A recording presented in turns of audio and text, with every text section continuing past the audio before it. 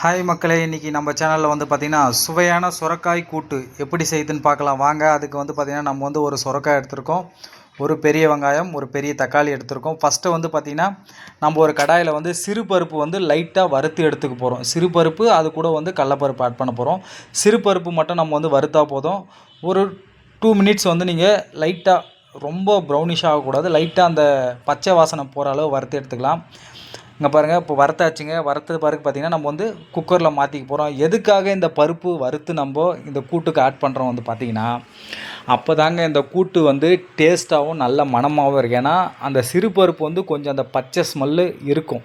அதனால தான் வந்து பார்த்திங்கன்னா அந்த பருப்பு நம்ம வந்து வறுத்து ஆட் பண்ணுறோம். வறுத்து ஆட் பண்ணும்போது அதனுடைய டேஸ்ட்டு ஃப்ளேவரே வந்து பார்த்திங்கன்னா வேறு மாதிரி இருக்கும். இப்போ வந்து பார்த்திங்கன்னா பருப்பு முழுகிற அளவு நம்ம வந்து தண்ணி ஊற்றியாச்சுங்க. நெக்ஸ்ட்டு பெரிய வெங்காயம் பொடுசாக கட் பண்ணி வச்சுருக்கோம், பெரிய வெங்காயம் ஆட் பண்ணுறோம். தக்காளி வந்து பொடுசாக கட் பண்ணியிருக்கு, தக்காளி ஆட் பண்ணுறோம். நான் வந்து பச்சை மிளகா சின்னதாக இருந்தது, அதனால் வந்து பார்த்திங்கன்னா 4 பச்சை மிளகா ஆட் பண்ணியிருக்கேன். உங்களுக்கு வேணும்னா காரத்துக்கு ஏற்ற மாதிரி நீங்கள் கம்மி பண்ணிக்கலாம். பூண்டு ஒரு 4 பல் பூண்டு, ஓகேங்களா. நெக்ஸ்ட்டு வந்து பார்த்திங்கன்னா நம்ம வந்து மஞ்சள் பொடி ஆட் பண்ணுறோம். நெக்ஸ்ட்டு வந்து நம்ம நார்மல் குழம்புக்கு யூஸ் பண்ணுற மிளகாய்த்தூள் வீட்டில் இருக்கும், அந்த மிளகாய்த்தூள் ஆட் பண்ணுறோம். ஆட் பண்ண பிறகு வந்து பார்த்திங்கன்னா நம்ம வந்து நல்லா மிக்ஸ் பண்ணி விட்டுக்க போகிறோம். மிக்ஸ் பண்ணி விடுறோன்னு பார்த்திங்கன்னா அது கொஞ்சம் குக்கரில் அப்படியே போட்டோம்னா கட்டி ஆகிடும். அதனால் மிக்ஸ் பண்ணி விட்டுட்டு அடுத்தது வந்து நம்ம வந்து உப்பு ஆட் பண்ண போகிறோம். நீங்கள் வந்து ஒரு 70% ஆஃப் உப்பு வந்து பார்த்திங்கன்னா சுரக்காய்க்கு மட்டும் இந்த கூட்டு ரெடி பண்ணும்போது அந்த குக்கர்லேயே போட்டுருங்க வேக வைக்கும் போது. ஏன்னா அந்த சுரக்காயிலையும் தண்ணி இருக்கிறதால வந்து பார்த்திங்கன்னா உங்களுக்கு வந்து அந்த உப்பு வந்து நீங்கள் எல்லாமே ரெடி பண்ணிவிட்டு அப்புறம் போட்டிங்கன்னா உப்பு வந்து அந்த காயில் வந்து நல்லா ஏறாது, டேஸ்ட் இருக்காதுங்க. அதனால் வந்து பார்த்திங்கன்னா நீங்கள் வேக வைக்கும் போதே வந்து ஒரு 50 to 60% வரைக்கும் கூட அந்த உப்பு உங்களுக்கு அந்த அளவு தெரியும், எவ்வளோ உப்பு போடலாம்னு சொல்லிட்டு அந்த உப்பு நீங்கள் அதில் சேர்த்துட்டிங்கன்னா பருப்பாக கூட வேக வச்சு வரும்போது அந்த டேஸ்ட்டு நல்லாயிருக்கும் உங்களுக்கு. இப்போ நெக்ஸ்ட்டு வந்து பார்த்திங்கன்னா நம்ம வந்து சுரக்காயை வந்து நல்லா பொடுசாக மேலே தோல் சீவி பொடுசாக கட் பண்ணி வச்சுருக்கோம். இப்போ அதை ஆட் பண்ணுறோம், ஓகேங்களா. அப்போ அதை ஆட் பண்ணிவிட்டு அப்படியே குக்கர் மூடி 2 விசில் விட்டு எடுத்துக்க போகிறோம், ஓகேங்களா. ரொம்ப வேணாம், 2 விசில் விட்டால் போதும். 2 விசில் விட்டு எடுத்த பிறகு நம்ம ப்ரெஷர் இறங்கின பிறகு மறுபடியும் நம்ம வந்து ஓப்பன் பண்ண போகிறோம், ஓகேங்களா. இப்போ வந்து ப்ரெஷர் இறங்கியாச்சுங்க. பாருங்கள், கூட்டு நல்லா பருப்புலாம் நல்லா ரெடியாகி வந்திருக்குங்க. வேக வச்சாச்சு, பருப்பு சுரக்காய் நல்லா வெந்து வந்திருக்கு. தண்ணி பாருங்கள் கரெக்டாக இருக்குது. நம்ம ஆல்ரெடி வந்து பருப்புக்கு வந்து பருப்பு முழுகிற அளவு தண்ணி வச்சோம், அதனால் வந்து தண்ணி வந்து லெவல் கரெக்டாக இருக்குது.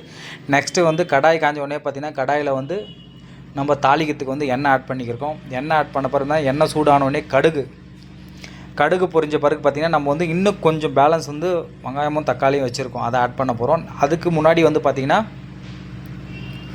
உளுந்து பருப்பு ஆட் பண்ண போகிறோம். 1 ஸ்பூன் வந்து உளுந்து, ஓகேங்களா. உளுந்து வந்து நல்லா ப்ரௌனிஷாக ஆன பிறகு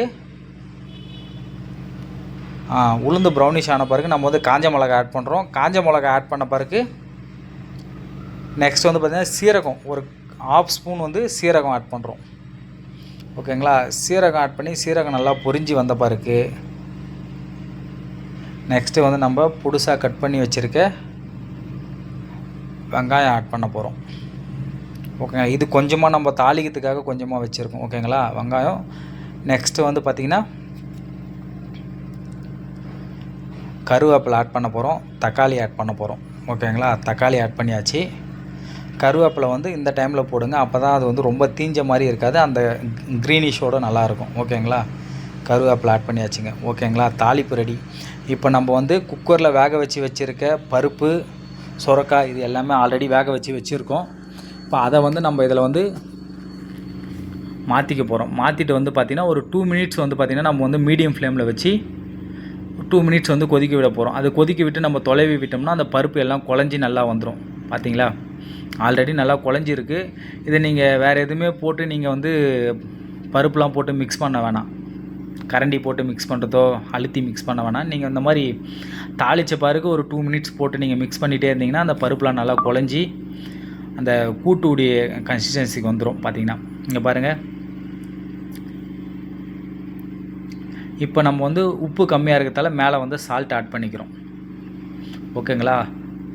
கூட்டு ரெடி, சுரக்காய் கூட்டு. நீங்கள் இந்த மாதிரி செஞ்சு பாருங்கள் வீட்டில், ரொம்ப டேஸ்ட்டாக இருக்கும். நான் சொன்ன மாதிரி இந்த பருப்பு வறுத்து செஞ்சு பாருங்கள். இந்த மாதிரி செஞ்சிங்கன்னா அந்த ஃப்ளேவரும் மனமும் நல்லா இருந்துச்சுன்னா நீங்கள் செய்கிற சுரக்காய் கூட்டு கண்டிப்பாக காலியாகிடும். நீங்களும் வீட்டில் ட்ரை பண்ணி பாருங்கள். ட்ரை பண்ணி பார்த்துட்டு எப்படி இருக்குன்னு சொல்லிட்டு கமெண்ட் பண்ணுங்கள், சப்ஸ்கிரைப் பண்ணுங்கள், லைக் பண்ணுங்கள். சுரக்காய் சீசன் முடியத்துக்குள்ளே நீங்களும் உங்கள் வீட்டில் ட்ரை பண்ணி பாருங்கள். தேங்க்யூ.